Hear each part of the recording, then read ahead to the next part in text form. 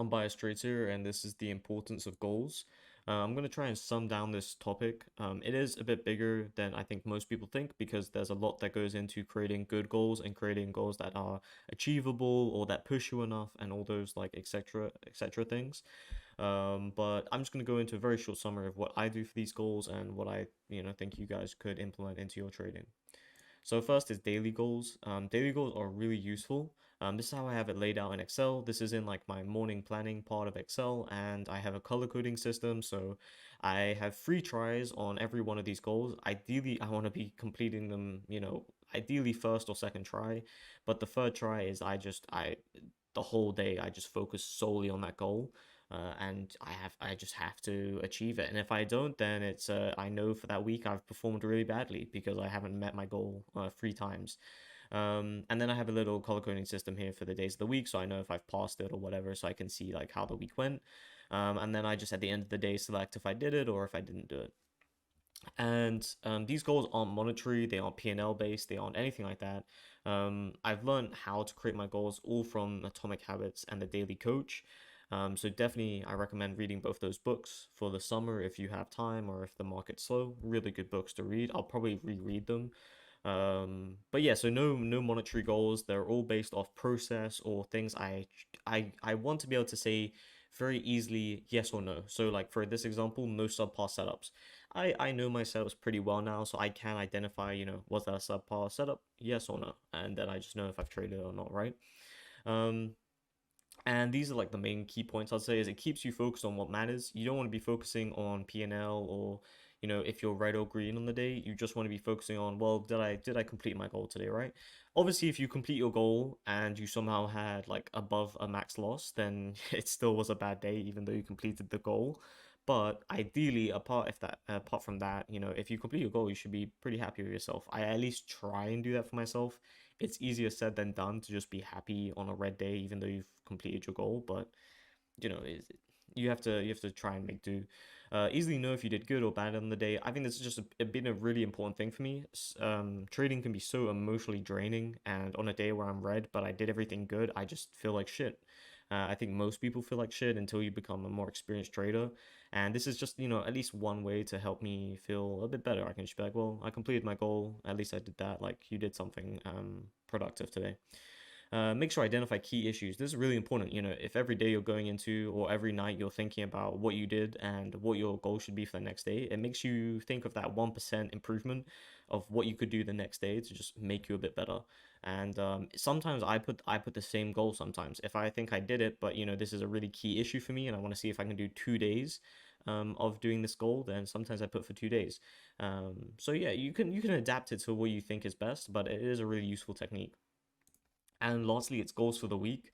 So this is ideally after you review your week and you're going through and you're setting goals for the next week. So here you can see my example. So on this week, I had identified that I should be sticking to the new changes such as shorting only past 10 a.m. if the market sentiment continues, so my frustration can be alleviated from trapping in the morning. The frustration has been a big part for me because I've been learning from the daily coach is that most of my errors come from frustration, either frustration of trading poorly or the market changing and I'm not adapting correctly or me making stuff harder for myself. Definitely recommend that book. It's a very good book. And then making sure to look at the 10-minute chart first, then 1 minute, then using bookmap, and then 10 seconds to manage trade or confirmation.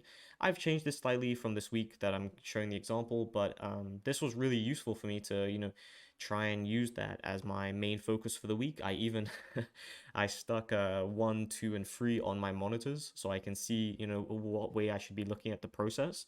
Um, and this was really useful. It's just, you should be looking at those higher time frames. And then now I don't even use 1 minute. Personally, I've just found 1 minute affects my emotions way too much, makes me a worse trader. And I could be doing, better if I just stuck to the 3 or 5 minute. And many other, good traders like short the pops and I know there's others. My brain is just blanked, but there are some really good traders that only trade kind of like higher time frames, and it's not all about 1 minute. But Bookmap, I think, is personally very useful. JTrader thinks it's very useful, and I definitely agree. It's not a, it's not gonna instantly make you profitable. You have to learn how to use it, and use it correctly with confirmation, but it is really useful.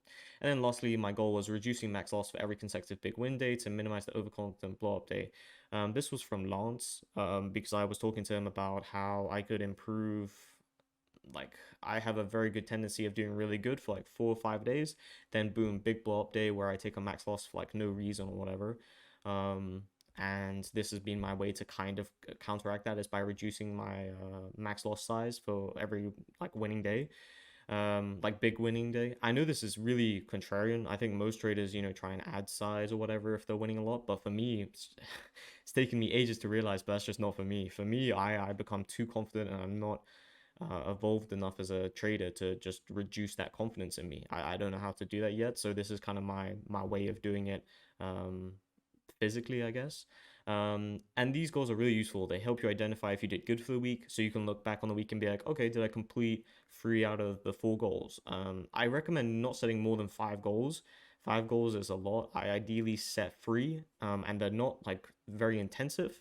They should be something where you can clearly, say if you did good or bad on that week. I'm trying to alleviate all kind of, did I do good? Did I do bad? I was green on the week, so maybe I did good, all that kind of stuff. I just want to be able to clearly look at my goals and be like, yes, you did this. No, you didn't do this. You did this most of the time. You didn't do this most of the time. Stuff like that. And lastly, make sure you're always trying to improve. If every week you're reviewing and just thinking of 3 things that can make you better, over a year, over 2 years, this is gonna greatly improve you, and that's basically what I'm betting on. I don't try and force improvement really quickly. I just try and focus on, 3 things or whatever, and keep slowly evolving and seeing what ones work and what ones didn't. I'm not gonna say every day my brain is, so clear-headed that I think like that.